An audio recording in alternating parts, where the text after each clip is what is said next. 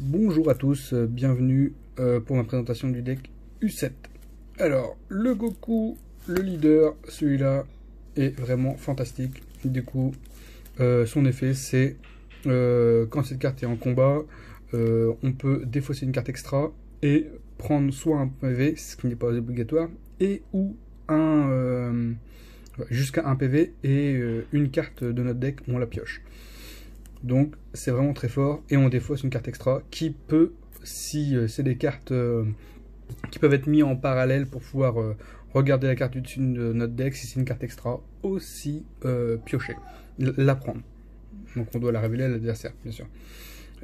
Du coup, ça c'est sa phase non éveillée. Quand on l'éveille, quand on est à 4 PV, donc du coup 4 PV... 4 PV, 5 PV en général, on s'éveille parce que c'est l'effet de l'éveil. Donc en général, on met 2 dessous, on l'éveille, tac, on redresse une énergie et on pioche 3. Donc là, l'effet à 5 PV, du coup c'est pour profiter de cet effet-là. Donc le premier effet qui n'a pas vraiment d'incidence avec ce qu'on a sur le terrain, c'est on enlève une du dessous, on est à 5 PV, enfin voilà. Du coup, on peut prendre 3 cartes extra de noms différents de notre warp ou de notre drop. Ce qui est vraiment très fort. C'est-à-dire que les cartes sont recyclées, sont mises en warp pour piocher, et après on peut les reprendre en main, donc 3 différentes, et se faire 3 cartes tranquillement. Voilà. Et ou si on a un univers 7 sur le terrain, qui peut être le Vegeta ou un Kame Sennin ou autre, et qu'on a 5 PV bien sûr, ou moins, on peut piocher une carte et regarder une carte de la main de l'adversaire. Si c'est une carte, regardez, choisir une carte extra et l'envoyer en drop ou une carte de combat avec 35 000 ou moins. Donc c'est vraiment très très fort. Voilà, c'est tout pour le leader. Ensuite, nous allons passer avec, moi je joue 2 Whistler Spectateur. Pourquoi? Pour tuto le terrain, si on l'a pas, vraiment si on l'a pas. Donc 2, parce que je trouve que c'est suffisant, sinon ça encombre. Et c'est aussi un univers 7, donc potentiellement pour plus tard, c'est vraiment très fort. Ou si jamais on n'a pas d'univers 7, on peut la jouer. Et du coup, utiliser l'effet du leader, c'est vraiment très fort. Mais l'astuce, c'est de l'utiliser pour plus tard. Je vous expliquerai ça plus tard. Ensuite, nous avons... moi je joue 4 arènes de pouvoir. 4 arènes de pouvoir, c'est le minimum. C'est vraiment très fort. On l'engage. On regarde les 3 cartes du dessus de notre deck. Et on les replace dans l'ordre de notre choix. Soit dessus, ou soit on les met dessous. C'est vraiment très fort. Et après, on ignore aussi les fuites d'énergie pour tout ce qui est carte rouge-bleu.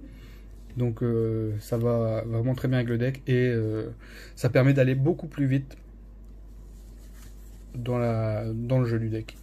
Donc voilà, c'est vraiment très fort et il faut vraiment la mettre grosso modo T1. Sauf si on tombe contre un gros, on n'a vraiment pas besoin de ça en T1. Ensuite, je joue Yao Ming, qui est vraiment une carte ultra forte dans le deck. En gros, ça annule une attaque. Donc soit on la joue pour 3, soit on a un invoqueur et on la joue pour 1. Cette carte, en fait, elle annule l'attaque. Ça me fait piocher 2. Et je peux choisir une carte de l'adversaire et de la retourner en main. C'est pas obligé de choisir la carte, jusqu'à une carte. Mais ça annule une attaque et ça fait piocher 2, ce qui est extrêmement fort. Pour 1 d'énergie si on a bien géré. Ensuite, je mets 3 topos. C'est vraiment 3 topos, pas 4, mais 3, c'est vraiment le nombre idéal. Bon, plus la peine d'expliquer topo. On contre l'attaque de l'adversaire, donc c'est-à-dire qu'on paye 2, on défausse une carte, ensuite l'attaque est annulée, ensuite on la joue. Si elle est jouée, l'adversaire, pour pouvoir attaquer, il devra défausser 2 cartes de sa main, ce qui est vraiment très fort. C'est-à-dire que ça va vraiment mettre fin de tour à l'adversaire si l'adversaire doit attaquer, ou si l'adversaire essaie d'agresser, il y réfléchira 2 fois. Donc c'est vraiment très fort. Je joue 2 Tyrannicost qui, pour moi, sont bien contre les decks qui ont des grosses mains, mais surtout pour piocher. Si on a vu que la carte du dessus du deck, avec les cartes qui vont venir prochainement là, si on a regardé, ou même avec le terrain, on a regardé, il y avait un monstre, on a besoin de ce monstre là. Pour 1, si on a un invoqueur, pour 2, si on n'en a pas. Piocher 2, c'est vraiment fort. Après, c'est vraiment si on a besoin du monstre, si on n'a pas besoin, bah voilà. Mais ça fait le travail, donc c'est pour ça que je la mets qu'en 2 fois. Alors, ensuite, hop, 4 Catastrophic Blow. C'est vraiment la carte, je pense que je vais la jouer vraiment beaucoup prochainement. Parce qu'avec la BT10, ça fait vraiment le café. On la joue avec Invoqueur pour 1. Si j'ai un Goku rouge-bleu dans ma zone de combat, et ben j'inflige 1 PV à l'adversaire. Et en plus, elle a une capacité que beaucoup de cartes qui jouent dans le deck Invoqueur ont, c'est elle est en drop, je la mets en warp, je regarde la carte du dessus de mon deck. Si c'est une carte extra, rouge-bleu, je la prends. Je l'ajoute à ma main. Donc je révèle quand même à l'adversaire la carte. C'est vraiment très fort. Donc avec le terrain, en général, on a réussi à mettre la carte qu'on voulait dessus. Et du coup, tac, on sait très bien ce qu'on va chercher. Condamnation royale. Je la joue en 4. Pareil, elle a, on la passe de drop à la warp pour aller piocher, chercher, regarder la carte du dessus de notre deck. Et voilà. Et la prendre. Mais elle, c'est une contre de mise en jeu de niveau 8 ou moins. C'est très fort. Il y a très peu de cartes dans le jeu qui font ça. Pour 1, si on a un invoqueur, c'est vraiment très fort. Ensuite, une carte qui fait beaucoup de café, je dis. Rayon mortel de l'empereur que je joue en x3. x3 parce que 4 c'est un peu lourd, 3 c'est très bien. Pareil, drop à la war, voilà, je pioche. J'ai eu la peine d'expliquer, mais c'est une activation combat. Ce n'est pas un contre de mise en jeu. C'est pas un contre, pardon. Pas un contre. Donc du coup, ça passe beaucoup de choses. C'est-à-dire que si on a un invoqueur, pour 1, je fais son activation combat. Pour 1, je mets moins 30 000 à une carte adversaire en ignorant barrière. Et oui. Et du coup, ça fait vraiment énormément mal à l'adversaire, parce que une adversaire avec moins 30 000, bah, en général, tu contres, ok, d'accord. Si tu contres pas, l'adversaire va essayer de se dire il est plutôt tranquille. Pour 1, il prend un moins 30 000, ignorant barrière, et voilà, le café est coulé. Je joue un Senzobin. Bon, c'est vraiment pour défendre, hein, c'est pas pour attaquer. C'est si on m'attaque, j'ai une énergie, je te tape, voilà, et ici ça me fait un plus 5000 pour le tour. Pourquoi pas en début de partie pour pouvoir gérer un peu l'adversaire avec le Vegeta, voilà. Mais en 1 parce que je le trouve pas hyper utile dans mes versions du deck. Ensuite, là où j'ai testé, c'est que le deck est vraiment très faible contre aggro. Donc moi, en super combo, je joue Zamatsu 4. Pourquoi? Parce que les autres combos, Virus et tout, oui, certes, c'est fort, ça a des tapes 1, mais au final, c'est pas ce qui est le plus utile, parce que forcément, quand t'as un aggro, au final, bah, t'as envie de te défaire contre Gohan Reboot et tout, ça fait du café, et c'est très fort. On a besoin des plus 10 000, c'est sûr. Notre leader est bleu, ok. Et en plus, ça met en inertie une carte ou un leader. C'est vraiment très fort. Donc, en x4, avant je jouais Beerus et 2 Beerus et 2 Gohan, et 2 Goku, pardon, qui font piocher. Mais je trouve beaucoup plus utile parce que on est faible contre l'aggro, et plus 10 000, c'est toujours très utile. Ensuite, je joue 4 Vegeta. Bon, bien sûr, hein, c'est la carte phare du deck. Invoqueur, déflexion, barrière. Voilà. Invoqueur, c'est on paye une énergie à la place de payer le coût d'une carte extra. Ce qui est très fort. Voilà, pour 3. On n'attaque pas avec, on laisse, on attend. Le but du deck, c'est contrôle. On attend. Bon, après, on joue cette carte En général, on l'ajoute T3, on joue cette carte. On s'éveille. Comme on s'éveille, on détape une énergie, donc on a une de libre. On peut jouer les dimensions magiques. Dimension magique, ça remet 2.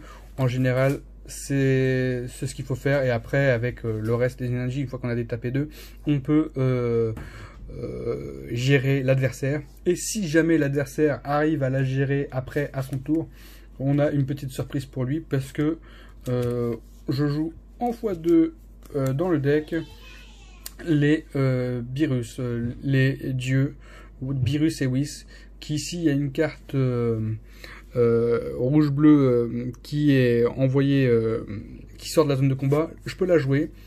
Elle a invoqueur, donc c'est vraiment très fort. Elle a bloqueur, donc 20 000 bloqueurs.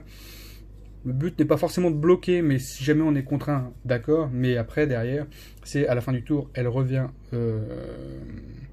sous le deck et on pioche 1. Mais on a quand même bénéficié de l'effet invoqueur que on a voulu nous supprimer en nous enlevant cette carte. Tiens, on va t'enlever cette carte pour t'enlever invoqueur. Pam, allez hop. Non, j'ai toujours invoqueur. D'accord. Ensuite, en x3, je mets le Goku 6. Le Goku 6, c'est une carte qui va être très utile. Parce que déjà, pour 6, donc en gros, pour 6 énergies, elle arrive T6. Tour 6, donc pour 6 énergies, je la joue. Une fois qu'elle est jouée, son effet c'est déjà elle a un invoqueur, elle a un invocateur, et du coup après derrière c'est on prend 3 énergies qui nous ont servi à l'invoquer, on les met en drop et on choisit 3 cartes de notre drop et on les met en énergie en action, bien sûr. Donc c'est vraiment, en gros, c'est comme si on l'avait joué pour 3. Et du coup, le petit combo derrière, c'est que pour 3 énergies, je la joue. Là pour l'instant, j'ai 3 énergies. Je peux. Son effet, c'est si l'adversaire doit perdre un point de vie avec un effet, si une de mes cartes inflige un dégât, pardon, tu prends un dégât supplémentaire. Donc c'est vraiment très fort. Donc en gros, je fais ça, je la joue. J'ai détapé 3 énergies, donc j'ai 3 énergies. Je joue Catastrophic Blow. Tu perds 1, effet, tu perds 1. Donc 2. 2 Catastrophic Blow, ça fait 3. 3 Catastrophic Blow, 4. C'est énorme. 4 PV en un tour que l'adversaire ne peut quasiment pas parer. C'est énorme. Donc, voilà pourquoi en x3, et c'est vraiment une carte... vraiment, après celle-là elle peut vraiment être contrée parce que les contres de mise en jeu ça peut le faire, mais bon en général tu as des tapés 3 donc tu peux vraiment te refaire après derrière. Je joue 2 Kamesénine en cas où on détruise nos invoqueurs ou autre, bah l'adversaire attaque, on annule, on a un univers 7 sur le terrain. Effet, on peut faire l'effet de l'éveil de notre leader, c'est-à-dire piocher un et regarder la main de l'adversaire et en enlever dans la main. Et on a annulé une attaque et après on peut combo si on veut, ou alors le garder en main. Parce que c'est un univers 7 et ça sera utile après. Après, je mets 4 dimensions magiques. Là. Oups. 4 dimensions magiques. Bon, c'est soit pour se prendre des PV, si le deck en face c'est un deck miroir, ou vraiment renverser une game, parce qu'on peut redétape 2 énergies bleues, c'est vraiment très fort. Donc cette carte là, plus la peine de la présenter non plus. Contre les decks aggro, je joue un Protector of the People. Bon, parce que je n'ai pas vraiment besoin, ça annule une attaque. Si jamais j'ai besoin de mettre une carte dans la dispersion pour pouvoir augmenter de 5000 par carte, par attaque de carte de combat, c'est pas mal.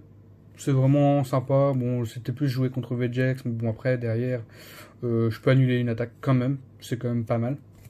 Je joue 2, on se bat ensemble. On se bat ensemble pour swapper le board adverse. C'est-à-dire que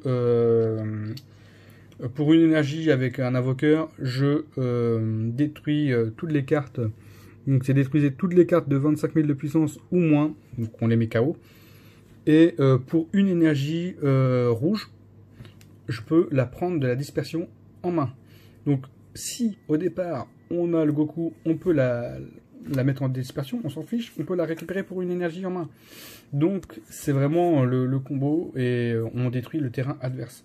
C'est vraiment fort. On passe pas barrière, mais c'est fort.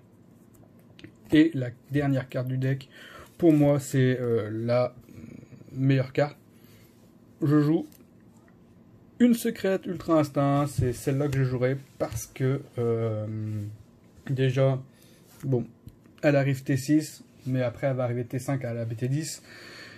Mais avec le Goku à 6 qui, en gros, je l'invoque pour 6, je détape 3, je swap le board avec ça, du coup j'enlève tous les bloqueurs comme ça, il me reste 2 énergies, je paye 1, j'enlève un univers 7 de ma main, donc ça peut être soit Kame Sennin, soit Whis, soit Vegeta, soit un autre Goku, peu importe, un univers 7, pardon, un univers 7, et je le joue, paf, je joue dessus. Cette carte, ses capacités ne peuvent pas être annulées et l'attaque de cette carte ne peut pas être annulée. Donc après, on n'a plus qu'à taper, on combotte, on combotte, on peut combotter avec les Amatsu ou autre. On n'a pas beaucoup de force de combo, mais bon, 45 000 Victory Strike, l'adversaire ne peut pas annuler l'attaque, il va forcément faire quelque chose. Donc combotter, donc craquer sa main. Ou alors prendre le point, et si, comme moi je n'attaque pas vraiment beaucoup avec le deck, il a quand même ses 8 PV, donc l'importance dans ce deck c'est de ne pas attaquer l'adversaire. De ne pas attaquer pour pouvoir contrer, l'adversaire a 8 PV. Il faut impérativement que ces 8 PV soient 8 cartes perdues pour lui, ou alors qu'il se les crit. C'est pas vraiment tous les decks qui peuvent s'enlever des PV, il y en a beaucoup, mais voilà. Si le deck en face ne peut pas s'enlever des PV pour se les gagner en main, il a 8 cartes perdues. Et 8 cartes perdues, ça peut être des bonnes cartes. On va pas lui les donner. La seule carte qu'il prendra, c'est celle-là. Et c'est celle qui lui fera perdre de duel. Voilà comment je vois le deck U7. Et pour ma part, fait des bons résultats. Et je suis très content. Et après, c'est vrai que contre le deck aggro, je tire un peu la langue. Mais avec le leader Zamatsu et autres, j'arrive un peu à tirer mon épingle du jeu.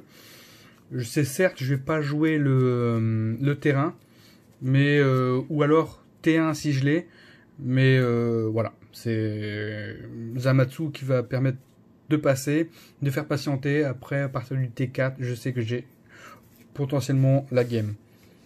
Voilà. Voilà